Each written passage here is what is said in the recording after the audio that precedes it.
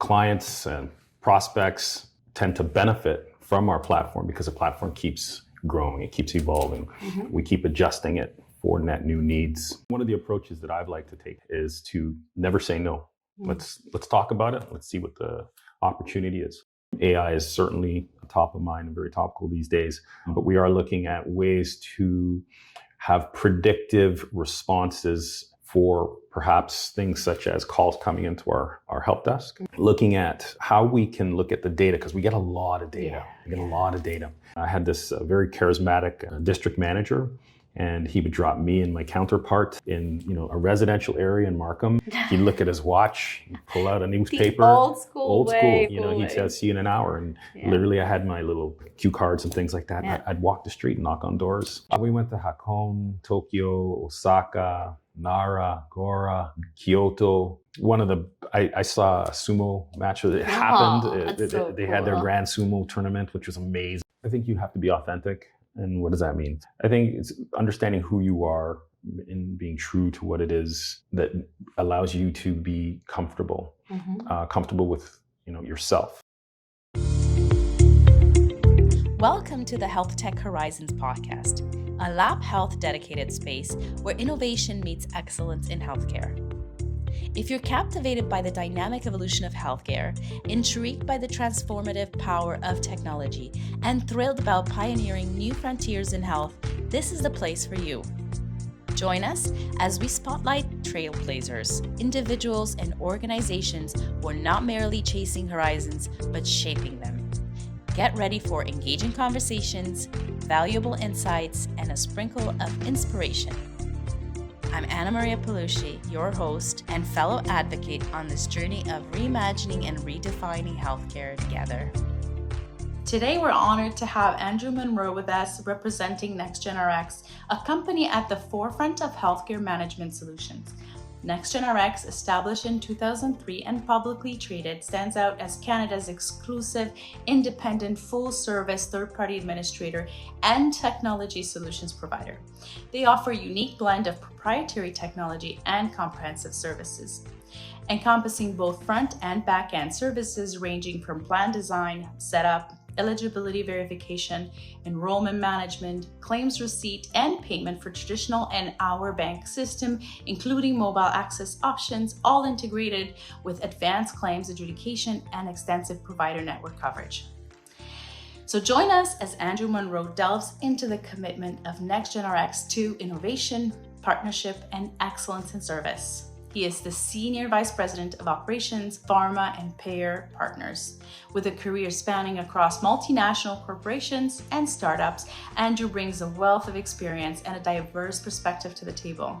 With a deep understanding of various facets within the health benefit management industry, including claim adjudication, systems, member administration, and specialty insurance programs, Andrew is at the forefront of driving innovation and efficiency in healthcare administration.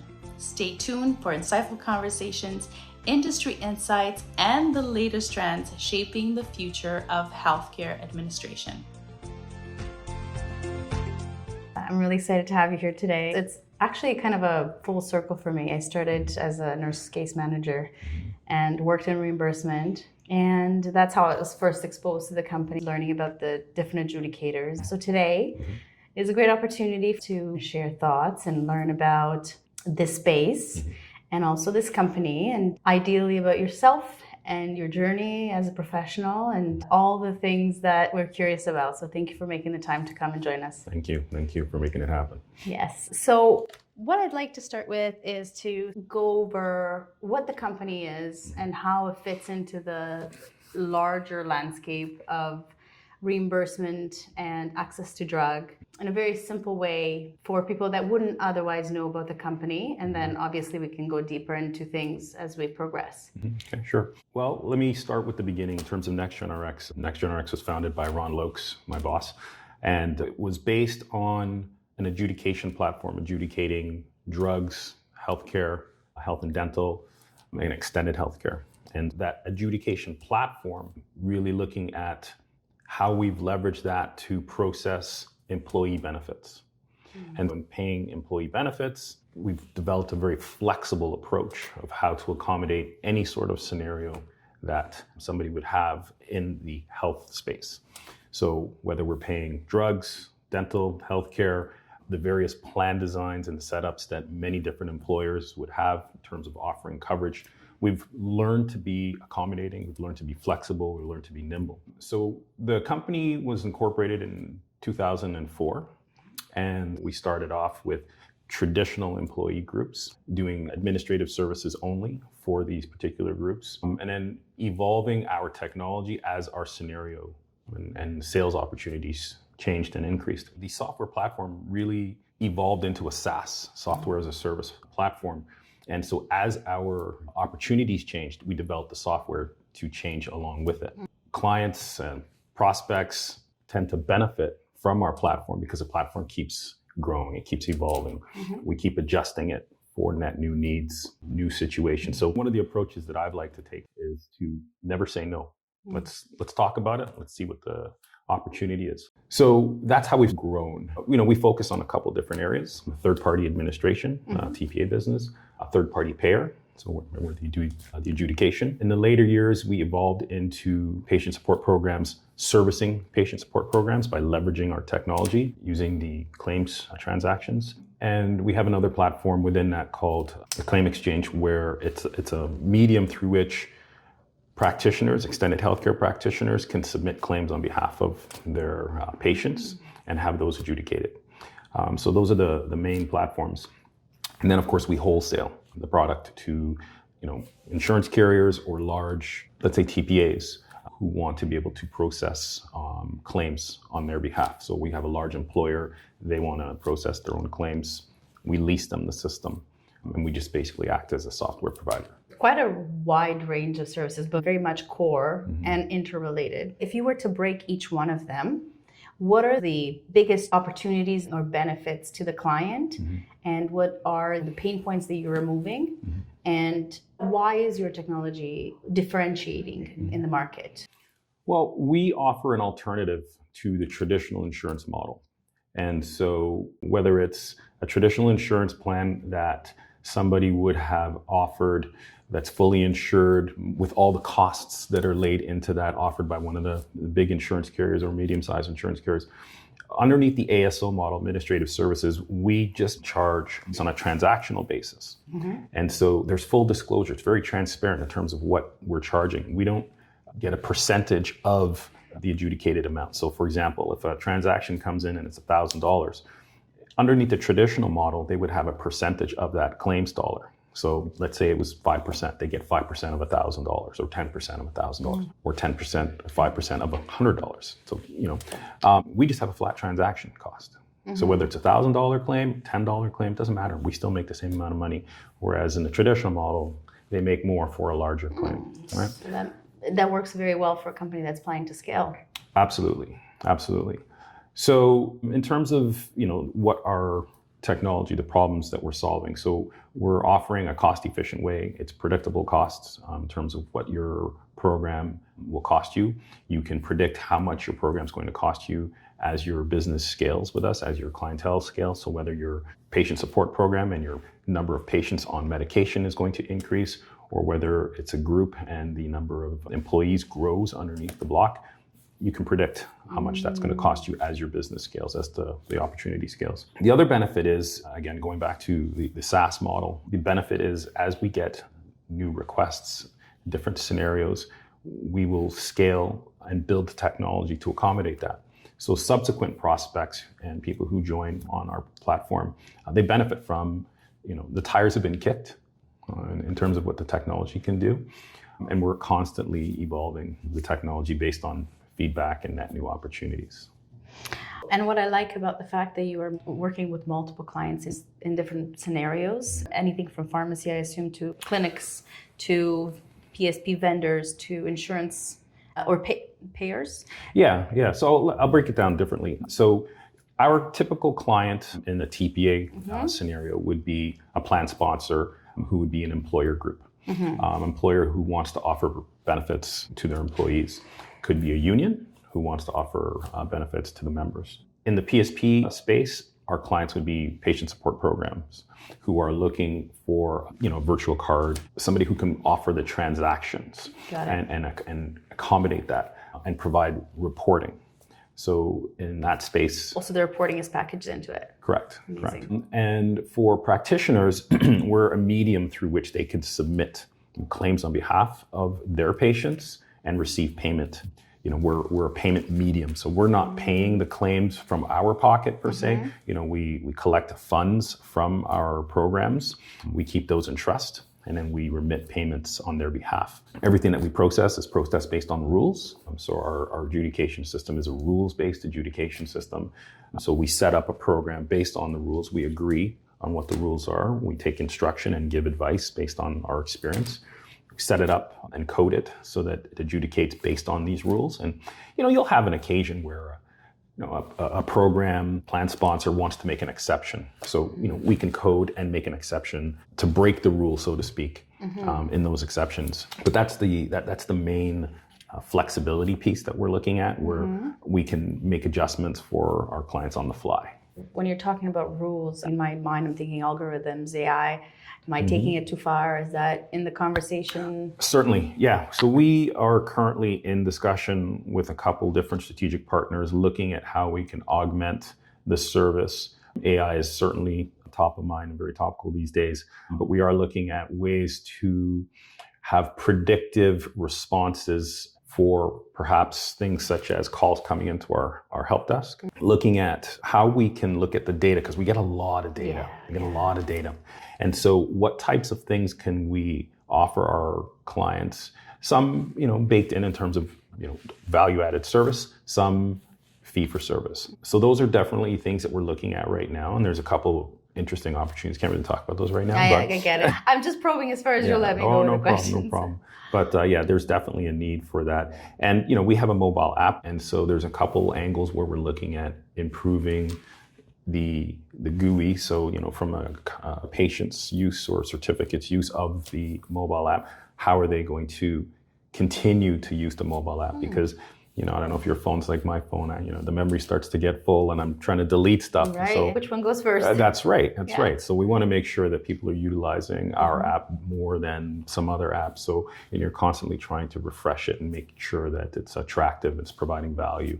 And I have so many questions. I want to write them down, but I'm going to try to remember them. First of all, let me take it back to the AI. I think you're best positioned actually as an adjudicator to think about AI because you have firsthand access to the data. And you said a lot of data, which is true, but it may be more complete than in other places. At adjudication level is where you carry the information for all the pharmacies. So it's you have access to everything that's happening. It becomes very valuable in terms of insight and analytics and what you can give back to either the PSP vendor or the pharma or whoever your client is and is looking for that data. So is that accurate? Is that a fair assumption? Yeah, I mean, when it comes to pharmacy data, we collect everything that comes through on the CPHA standard. Not all of our clients would be or are interested in receiving all that. Sometimes they just want anonymized data. Okay. Depending on, the patient support program, if that's what we're talking about in that example. And sometimes they just want anonymized data. Sometimes they want a lot of data. A default position we've always taken, and it works for some clients and not for others, whereas we give them a lot of raw data. Here, fill your boots. You have access to the data. But what I've been finding lately is clients want a little more insight along with that data. So for us, I look at it as that's a different service. So I have all this data. Well, I have to analyze the data. I have to draw insights from the data. And hopefully the insights that we're drawing and observing are insights that you would find valuable. Ultimately, the patient support programs, they provide that to their drug manufacturer clients. And so we've taken a position historically that we don't want to compete that way. So we're just going to give you everything because we do not partner with drug manufacturers. We partner only with the PSPs, right? Okay. So that way it kind of keeps us agnostic, so we're not competing with our partners. Okay, right? got it. Yeah. But in terms of data, there is definitely opportunity to provide additional value add, different services, more insight. So it is an area that we're looking at and trying to evolve. We completed a project actually last year where we are going to use Power BI a bit more and enable our clients to self-serve when it comes to reports. We did an analysis and we had, I think it was like 144, 148 various reports, of which very few were being utilized. And so, you hit that point where somebody asked for a report, it was a customized report, great, and they don't use it. I know all about that. I know all about the pains of thinking you want something because you're assuming that's the information you need in order to draw your inferences, and you realize that that's not where it is. And then you end up with all these loose reports that are just... Absolutely. And sometimes you keep doing it. So it's a resource intense where it's really not useful. Yeah, it does draw. It draws down on maintaining these reports. And I remember talking with our IT team probably like third quarter last year, and I said, well, why are we automatically dumping these reports in these client folders? And it doesn't seem like anybody's opening them because we can check who's pulled, who's not. So, we decided, all right, we need to reevaluate the use of some of these reports, revisiting with some of our clients and asking them, what are the types of things that you really want? What are the insights you're driving, want us to provide? And so we realized that, there's more insight and there's more opportunities that we can provide them. So I'm going to be a bit of a devil's advocate here because I worked with PSPs, and then I know what Pharma is looking for as well. And it's usually the insights that Pharma needs are... And I don't mean to be controversial, I'm just asking your opinion, is that are they maybe different from what the PSP vendor is asking for? And that's purely in terms of being very close to the issue. Is that of concern, or do you see it differently? So if I'm understanding your question, in terms of what they're asking the PSP to provide versus what the PSP ultimately provides? Well, it's almost removed. So my experience is that Pharma stakeholder has a certain set of expectations or understandings, sometimes better, sometimes worse. So in some ways they're closer to some things and they're further down from other things. So they're further from the operation of the PSP and how that translates into processes and analytics and so on. And the PSP may be removed from the interest of Pharma, which is probably good because they may be more concerned about patient. Not to say the Pharma is not interested in the patient, it's in the nature of the work that you're doing, right? You're just involved at different levels. Sometimes there may be a bit of disconnect, wondering how that might play. Yeah, well, from my perspective, the manufacturers are looking for insights that are going to enable them to say, how is their medication being received by their patients? Right. How long are they staying on treatment? Are they having access to it? Okay. Are they, getting their scripts filled on time? And that's what they want to make sure. And, are we, getting more patients on medication? Right. From a PSP perspective, they want to be able to answer those questions, but also show value. Yeah. The manufacturers are paying them to manage the program, whether it's a net new program or if it's a defensive position. There's a generic that's entered the market and they're trying to, retain the utilization of a particular brand drug. So their reports, I find, I don't want to say they're self-serving, but they support the value that they're providing. Right. Again, from our perspective, raw data. We just provide the transactions. I can tell you what was submitted, what was rejected, what was paid, and all the various little situations that happen between, a pharmacy trying to submit and figure out how much they can get away with and what type of DINs can also be captured within a transaction. But, there has been a shift I've observed of late where the manufacturers, I think, are looking for less cost to manage the programs. Yes. And so there's been a shift where, maybe what we see in the States is coming here in terms of just pure discounts. If the consumer speaks through their spend and they're loyal to their spend or lack thereof, then maybe that's the point. That's the button that allows a customer to pick this particular medication versus that medication because there's less out of pocket or there's just less cost.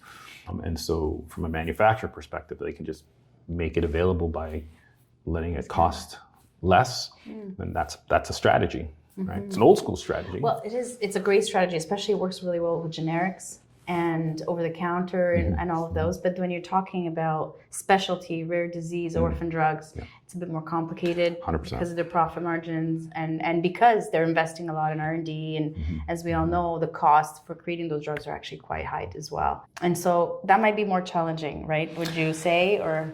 Certainly more challenging with the high cost drugs because they're high cost drugs. I have a duality in terms of our exposure there because on the TPA and TPP side of the business, when we're doing adjudication on behalf of plan sponsors, we're seeing plan sponsors ask us about different ways where how they can mitigate their costs. What are things that are happening in the business, or in the industry rather, where they could still provide value to their employees by offering them a health benefit, but the cost to maintain and support that plan keep increasing.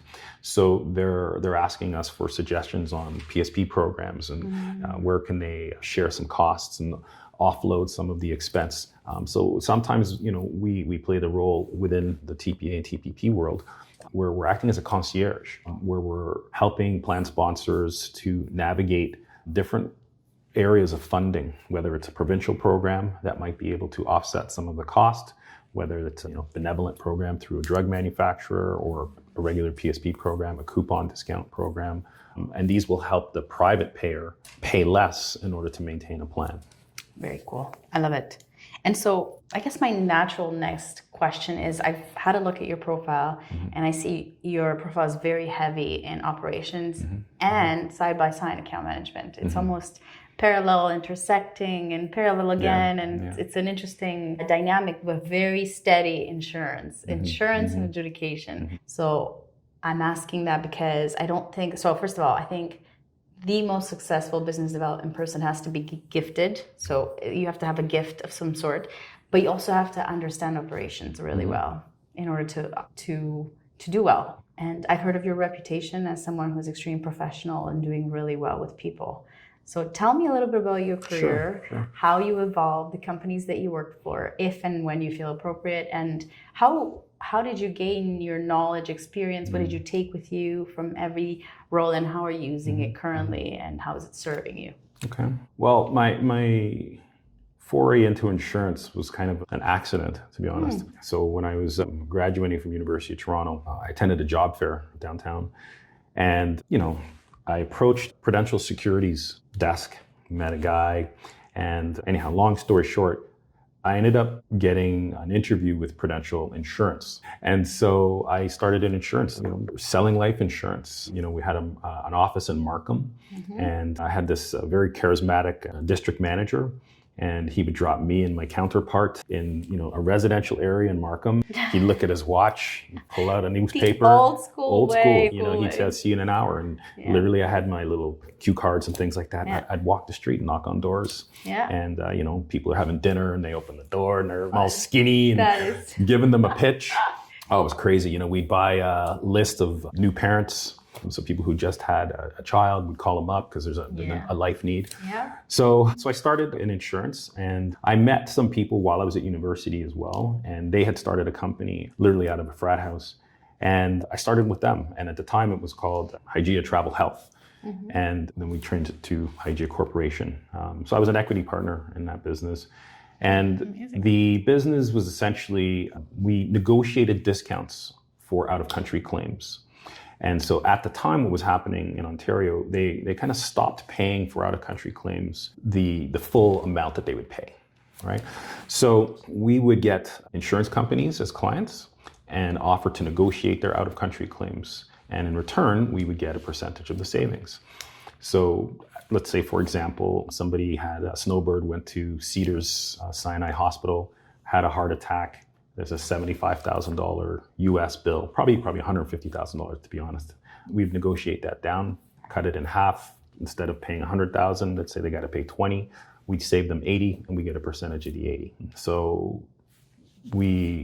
it's contingent on your ability to negotiate. 100%. Oh my gosh, right. You started the tough way. You went through the fire right from the get-go.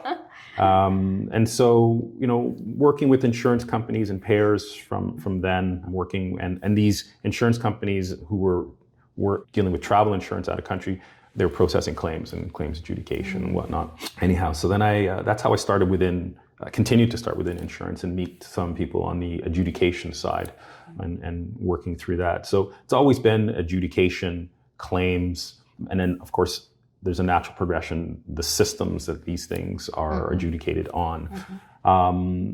Then I got into product development and underwriting. And so in that situation, you're working with brokers, benefit consultants who have ideas of products that they want to offer and what those products, how they're going to sell, From an insurer's perspective, you want to make sure that you're covering your risk and you can make some money on profit and you're not being exposed by something that's too risky. So, you're constantly auditing, checking program parameters, making sure that, they're following the rules, the underwriting rules. The risk is a manageable risk and somewhat predictable. And for those who may not be exposed to this, the underwriting is the rules of acceptance themselves, whereas the adjudication is the process and the systems that enable it, correct? Well, underwriting is really it's more financial forecasting, looking at what the risk would be for the amount of premium that you're going to collect and the terms under which the program is allowed to accept business. In terms of adjudication, it's okay, is this an eligible claim? Yes, no. And then if it's an eligible claim, let's pay it. And so those are the rules that determine eligibility. It's easier almost to say what's not eligible than what is eligible sometimes, right? So, when we write the program and the policy based on the risk. So that's kind of the world that I've come up in. I've had some really good mentors along the way who,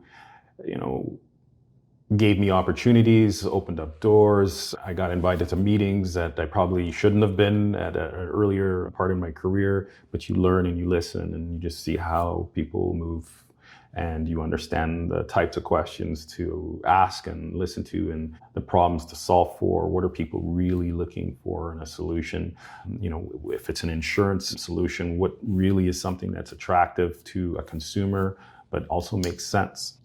Innovation within insurance has typically been slow because, you have to make money. But at the same time, you don't innovate for no reason. Yes. Things have to make sense. Yeah. So, it has to be a burning pain. I almost feel like it always has to be, there has to be something to motivate to change because change is the hardest part of the whole product thing. Absolutely. And, the reality is as well, and the Canadian market's not a big market. We're, what are we, New York State in terms of our total population. So it's pretty competitive landscape in Canada as well. So, but because it's competitive, you have to be smart about how you do it. You have to have a good network. And I think that's the other part I've benefited from. I feel like I've maintained a good network of people that you can connect with and touch base with and just keep up to date with and understand what's going on and how the market has changed and how it will continue to change. Yeah, it's nothing like the power of network. I've learned that myself. And you think that maybe your ability to think creatively or be innovative or your skills or your experience, it means nothing if you don't have a strong network. So that's very important. Yeah, and I think one of the cool things about having a good network, people check you. If you're thinking about something that's a little too crazy, good networks will reel you back in, but also push you and challenge you in the right way. So, I have some people that really challenge me, which is good. They keep you honest, they keep you motivated. So I'm fortunate that way. Very cool. And so I see that you are someone that pays a lot of attention to details and you're really observing. I think that's one thing that I've noticed about you. Tell us a little bit about the things that you think make a strong professional and what really helped you. I think being humble, listening, trying to figure out what is the issue that you need to solve. What's the problem? How are we doing this and why? You have to repeat that, I think, a few times because the way you're doing something. So from an operational perspective, why are we doing this? Well, because we've always done it. Okay, that's not necessarily an answer. Why have we done it this way? Sometimes you may need to revisit the reasons why. You have a company, over time people churn, companies lose their intelligence because of turnover. People leave, processes change, you have new clients that have new demands. And so I think you really have to ask a client, what is it they're looking for? Are they looking for service or are they just looking for a commodity that has a cheaper price? And by really listening to what it is they're expecting of you, that helps to end up delivering what it is they're expecting and solving the problem that they've come to you for in the first place. So this makes me think about the fact that it is very important to cater to your client and to really pay attention. I agree with you 100%. And yet that may kind of steer you in many directions. It's almost like the concept of iterating in technology is very, this truism that you start off with something and then you present it to your prospects and they kind of make suggestions and it kind of starts taking all these different directions and changing in ways that it maybe shouldn't. So how do you converge the need to cater and really deliver and be flexible with the market and also stay true to what your value is and where your core is when you know you're going to be able to deliver better than others? Yeah, that's a problem that I've experienced, especially when I was in specialty insurance, where you're looking at, let's say a client wants to be different in the market, and they believe that their secret sauce is really secret. And so they ask for things in a different way. And, as a vendor to them, you want to accommodate. Over time, you do that often enough, it becomes very hard to operationalize. It becomes very hard to support. We operate a call center and, we have a myriad of different policies. And so, our call center reps have to understand these, and it becomes super taxing on them. So every now and then you kind of have to cull the herd of what it is you offer and ensure that what you're offering doesn't stray too far from your core so that you can't deliver on what it is you originally sold. So that, I think it's a challenge at times. You're working with your clients, you're trying to talk to your clients and, steer them as best as you can in terms of what you can deliver. And at times I've had to be very honest, and I think it's benefited me where I wasn't a good fit. Our product wasn't a good fit for what the client was asking for. And I think that takes a lot of courage. It does. I thank you. But I think that's earned me some respect for some people. And I had actually a colleague in the industry who came back to me at one point in time and said, that was great that you did that. A lot of people wouldn't do that. And we actually ended up getting business back from them later on down the road because it was an integrity play. You're not here just to sell me and get my business in the short term. So, but as the ops guy in me is, I don't want to have to deliver something that I can't sustain, right? So it's, trying to make sure that the sales and the operations people are as closely involved with net new acquisitions and understand what the particular quote is being asked to provide, making sure that, we can deliver on that, listening to what they want, making sure that, okay, so if you want it like this, how about like this? We can do this really well. Is that okay? And often enough, I think through dialogue with your clients, they will either agree or disagree, or you just come a little closer. And so the bridge that you have to build between what they're expecting and what you're capable of doing becomes shorter through dialogue. Very cool. I like it. And, I think patient support program is very much, I would imagine, similar in many ways to what you're doing in the core elements. You try to cater to different clients and they all may have different needs. And as you said, you rein it in at times to decide, okay, what's the common denominator and what that common denominator being essential to your business and what are the ways in which we deliver above and beyond or differently. And I think that's super important to know how to do that well if you're looking to scale. And if you're looking to really automate, standardize to a certain extent and allow the flexibility at the same time. And so I've heard or understand that this is a publicly traded company. I was looking at some security analysis online and it looks like the margins are great.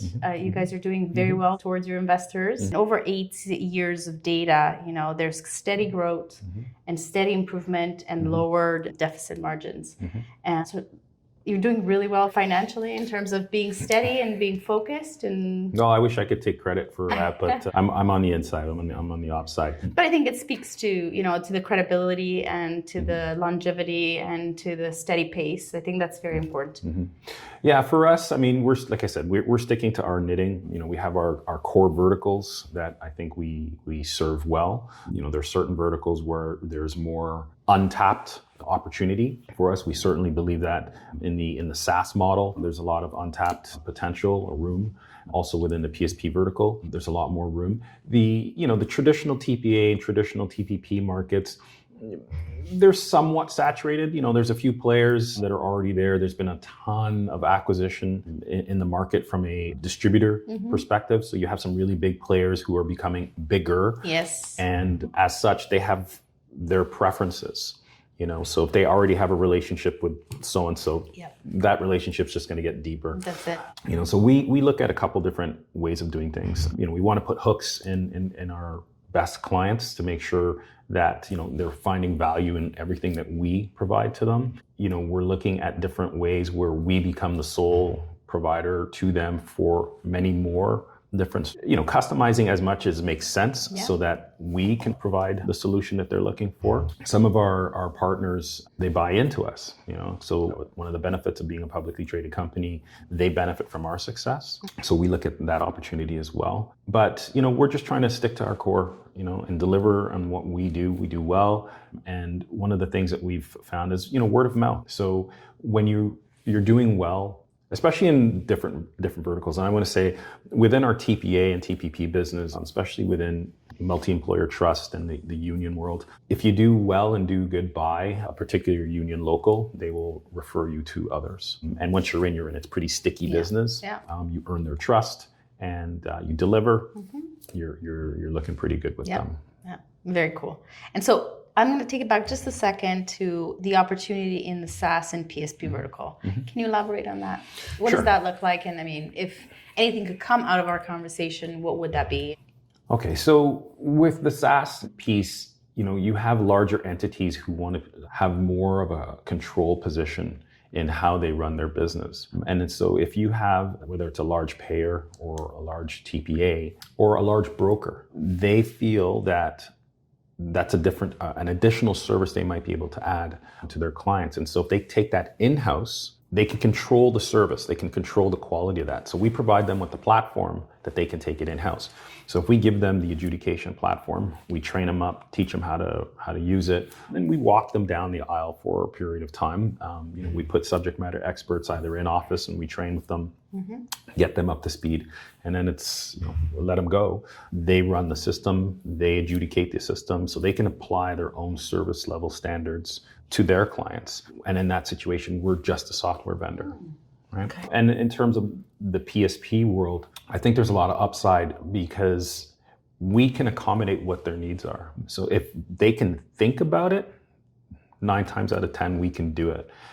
Let's just have that conversation. We've been somewhat passive, and that was a business decision in terms of how upfront and how in the market we're going to be promoting what it is we do. So we're looking to expand that and be a little bit more present in the market. But I feel that we've grown quite a bit considering the tactic that we've chosen to take and the way we've chosen to grow the business, sort of just being that shark fin under the water. And it's benefited us. So. No, I know. It's the reason why I'm asking is because, twofold. So I'll start with PSP side of things. PSP world is extremely complex. People who have not experienced PSP, they will not know, but it's actually extremely intense. And that's because they're still serving needs that are there. They will be there for a long time. Yet because technology is enabling new ways of doing things, the world is shifting. The PSP world is shifting. Different players are coming with different ways of doing it that may definitely hold promise. And logically, they're attractive. And so people try different things. And so you see new players that are doing quite well, quite respected. And then you also have your big players that are sturdy and steady and they keep at it. And between the innovation, between maybe the lack of proper innovation or everything in between, everything successful as well, the PSP world is expanding. Although I always thought it would not implode, but just retract a little bit, it's actually expanding. Do you find that, or am I... Yeah, I think the PSP world is changing, yes. The traditional PSP models that were very popular 5-8 years ago, they've changed, they've been modified. I think the cost to operate a program from the perspective of a drug manufacturer, they want to see that come down somewhat. And so how do you deliver more or the same amount of services at a lower cost per patient? And so, we've had to be, PSP clients have had to be innovative. It's easy for somebody to say, well, the best way for costs to come down is for everybody's cost to come down. So can you offer this cheaper? And it's tough. It's tough to do that. Our costs have gone up. So it's harder to come down. So and that's a paradox because everybody is, so you're using technology in order to improve your your head count and those kind of costs. But then your technology alone is implying costs that are significant. 100%. So it's almost like maybe, are you doing it better though? Like, is it better? I think for us, we've made a lot of improvements. When we first got into the business, there were some opportunities for us to carve out and create some noise based on how we did things. And I think the speed at which we were able to set up a program was dynamic compared to what was in the market at that time. I think quality assurance in terms of setting up a program, making sure you set up a program accurately, having transparency in terms of what the prices are. I think that was also an innovation that we brought to the table. But I also believe that there's looking for an end-to-end solution more and more now. Technology. How can we serve the patient and the manufacturer at the same time from a PSP perspective? That's what they're asking. And so they're looking to us to help them. We have our system, but we're being asked every day now, about different integrations. If they have a client calendar and booking system, can we integrate that into the transactional adjudication platform? And what's the output from that? Real-time responses for adjudication and claims, and what's the status of a particular program at any given moment? How many people are on meds at any given moment? So a lot of that information and the processing of that information, and we were talking about it earlier in terms of driving insights.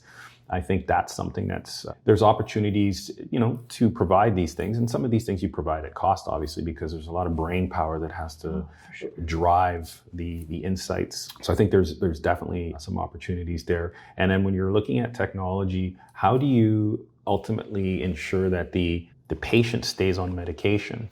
And so, there's some tricks that can be deployed to keep the medication top of mind, and then allow the patient to provide the insight back to the patient support program. And mobile app is definitely one of those avenues.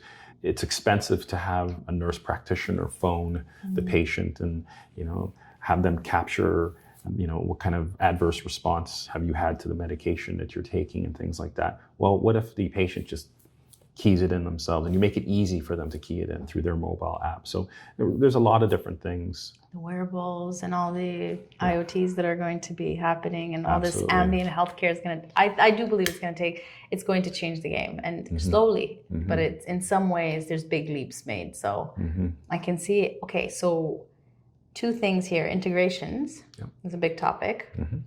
Why is because I see a concerted effort from the government and other institutions that are related and organizations. So Kai-Hi, Infoway, and you have Digital Health Canada. You have other players, HIMSS, and other players that are constantly looking, discussing, and bringing to the table the topic of interoperability. And so I see how players that can play well with others and really understand those bigger requirements and guidelines and align themselves with this vision would be the ones to succeed in the end. Do you see that to be true, or do you think it's been discussions that have been going on for a long time and they're not really probably going to make that big of a difference? Well, integration and continuity of data is very important. When we have the provincial systems that are looking to take on more, there's talk about a universal pharmacare program. We've had the recent dental program. So there's going to be more of that. And so when you have various different payers ultimately using different adjudication platforms, and then when you introduce yet another mode of payment or system, it becomes complicated. And so the idea of making it easier, everybody agrees with that. The challenge is, are you Betamax or VHS? I just dated myself there, but so which platform do we want to use? And so, having that dialogue is very important. Making sure that your platform is open enough where you can pivot when you need to, if there's a change in terms of what technology is becoming more dominant. You may have a client who uses a net new platform, and you're going to have to adopt to it to retain that client or win that client. So we've taken a position of trying to be very flexible that way. And like I said, with our SaaS approach, it's enabled us to be able to do that because some of our key clients on the SaaS model make these demands of us. So we'll have different discovery sessions with them, look at different roadmaps and say, okay, what can we do to meet that need? Is a 4-month, is a 4-year, 2-year, what's the roadmap going to look like for where we want this technology to be? Within the claim space, we've had some, when I say claim, like the TPA and TPP claim space, there's been some initiatives within traditional payers to address fraud. And so, one of the things that they've done, which is actually really cool, but, they've allowed the various insurance carriers to collaborate, which they never really wanted to in the past, but they're sharing data. And so using a third-party entity that collects all this data, and then they're layering this data, they've become better able at identifying fraud. So there was a situation I was aware of where multiple payers were having a healthcare practitioner submit claims to them, like in the hundreds. But there was no way that this single practitioner could have provided this type of service so frequently. But it was a system, it was a computer program that was sending out. But each of the different carriers wouldn't necessarily know. I'm like, I got my 10 claims today, okay. So-and-so got their 10 claims, 10, and it adds up. So, using AI has enabled that to happen, where there's a greater focus on using data mining at a broader scale, and then having the systems talk to each other. We're still, I think, a long way away from having a clearer vision as to what systems are the top 3, the top 10. But I think as a general topic, integration, being open to integration, and having a system that has future is definitely important. Okay, and now you might have answered this, and you did, but I'm trying to make it clear for myself as a layman or a professional learning. How is your SaaS solution different from others in the market right now? And you spoke about flexibility, and you spoke about all the different principles, but if I were to pull out the one thing that I can remember, what would that be? I think our SaaS model has, the tires have been kicked on it. And because it started as a benefits plan adjudication system, paying dental, drug, extended healthcare. And then if you focus only on drug, let's say within the PSP world, inherently it has the ability to adjudicate many things. So when we focus only on one, it's even better. And in terms of our SaaS model, because we have a breadth of clients from different segments, whether it's an insurance carrier, or it's a TPA, or it's a PSP provider, their needs are quite different, but the technology is common. And so in being able to address different needs really pushes the level and the bar of what we have to accommodate. The conversations that we're having are different from the different types of clients. And so providing a solution for one client might have a backdoor benefit for another client. It inspires thought. Well, they say steel sharpens steel, right? So, but we've noticed some benefits unintended benefits from one particular, let's say, functional requirement for one client that has multiple benefits in another area for different clients. It sounds like there's quite a bit of thought and put into this. So if you were to say, in the next 5 to 10 years, I want NexgenRx to be this, what would that be? That's a good question. Because there's so many things happening on so many levels, and so ideally in a world where things work out the way you want it, how would that look? Well, without giving away our secrets. Yes. Or maybe give a little bit of secret sauce. I think, multiple functionalities with, from soup to nuts. So, there's that old adage, follow the dollar. So, in the claims world or the insurance world, from the premium collection to claim payment, that's our system. On the front end, we've had a partnership where we've used another technology. I think taking that in-house is definitely something that would build out more of a future in that sort of window, that 3 to 5 year window and horizon.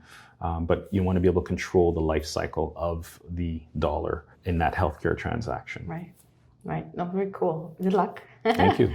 And so I wanted to kind of finalize on a personal note. First of all, I want to say thank you for joining me. I think that's fantastic to have someone with your expertise and level of understanding of this entire landscape be with meet today here. So that's fantastic. But I want to learn a little more about your philosophy behind the person that you are. Like, give us some nuggets. What are the things that really inspire you and motivate you? Because beyond the business, there's us as individuals, as people, and our motivations and the world behind and inside. And so I'm curious to learn more about you, the person that you are. Yes. Well, I think you have to be authentic. And what does that mean? I think it's understanding who you are and being true to what it is that allows you to be comfortable, comfortable with yourself. I like that. I'm a family guy, so making sure that my family is present. I'm present for them. I'm there to listen and help them, critique them and take critique. I think surrounding myself with a good network of friends. Back in the day, I had a lot of friends. And I hit that point in time in my life, I don't know, it was probably late 20s, and I was like, I have too many people. I'd go out and I'd say, hey, what's up? And what's up? And I'd meet everybody. And you hit a point where it's like, but how many of these people actually know me? And one night I was out with a friend of mine, and he challenged a question, had a challenging question rather, and he says, you have a good friend when they know what you drink. That's good. That's true. They can order your drink for you. If they're a drinking friend. If they're a drinking friend, right? But even though, or how you take your coffee, sense. how you take your tea, Yes, right? yes. So I thought about that, and it really resonated with me. And it just changed how I looked at people that I want to keep close. And, I've had some people pass in my life, and you kind of realize that this is all temporary. And so you need to make sure that you have quality time, and you have that ability to spend time with who you choose. So why not be selfish that way, and spend the time and put the effort into. I've been guilty just like everyone else, and you don't nurture a relationship. I don't call back. I'm busy, Yeah, that's good, but you got to try. And so every year I try and just I know I said I was going to call so-and-so. I didn't, let me bang out a text at least. And then, that will start a dialogue. So I think that, I try and keep my to-do lists pretty simple, just make better choices more often. I think that's something. And just keep it simple. I try and keep it simple and don't beat myself up too much about things. I'm pretty humble about it. Nobody's perfect. None of us is, even though we may think or some have the illusion that they are. But it's really nice that you have that approach to life, because when you keep things simple and you're grounded and you're humble, you are more likely to perceive people around you in the right way, as they are.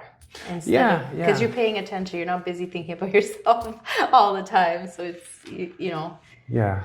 No, I agree. I try to, like I said, try and keep it simple. I try not to get too worked up. But don't get me wrong. I can get worked up. I get, when I go to my son's soccer games, I'm sometimes that dad who has to be by himself in the corner. Yeah. So that's intense because you care about it. That shows that that's where your passion is. That's where your heart is. Yeah. It's amazing. So tell us a little about your family, as much as you're willing to share. Married, happily married. So I have 2 kids, a boy and a girl. God bless. So they're at that age. They're teenagers and think they know everything. And we got to sort of lay back, and it's hard sometimes. But kids these days, they're growing up in a different world than we are, and they got different problems that they got to figure out. And as a parent, I think it's challenging to. You got to navigate that world as well. Sure. The experience I have worked in the world that I grew up in, and some of it might still be applicable, some of it may not. Well, I think it will be applicable when they're past 25 or 30, and I think that's what when I'm your hearing. life experience will be very much correlated to theirs.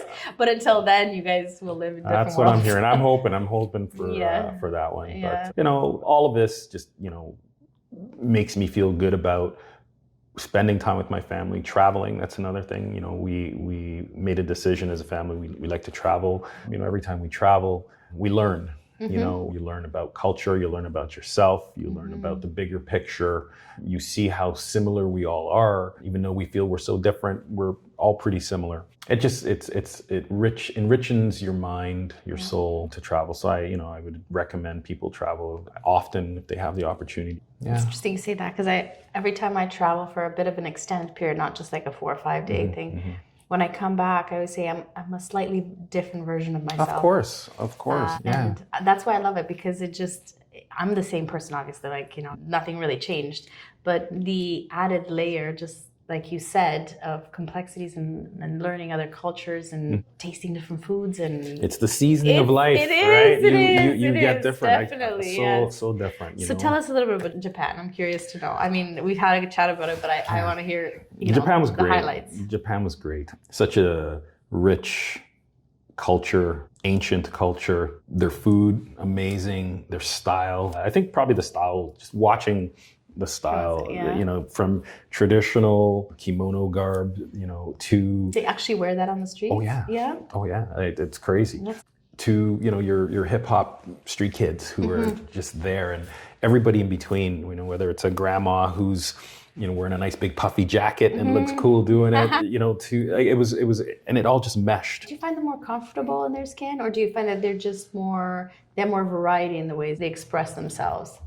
Yeah. They're comfortable in their skin because they are aware of their tradition, but they also appreciate the contemporary society, and they appreciate modern evolution and fashion, but it was awesome. Yeah. Food was great. The country was great. The people were great. Japanese is one of my favorite foods, so I can't even imagine. It's definitely on my to-go list. Yeah, it was sure. great. It was great. It was so mountainous too. Really? Oh my God. So what places did you visit?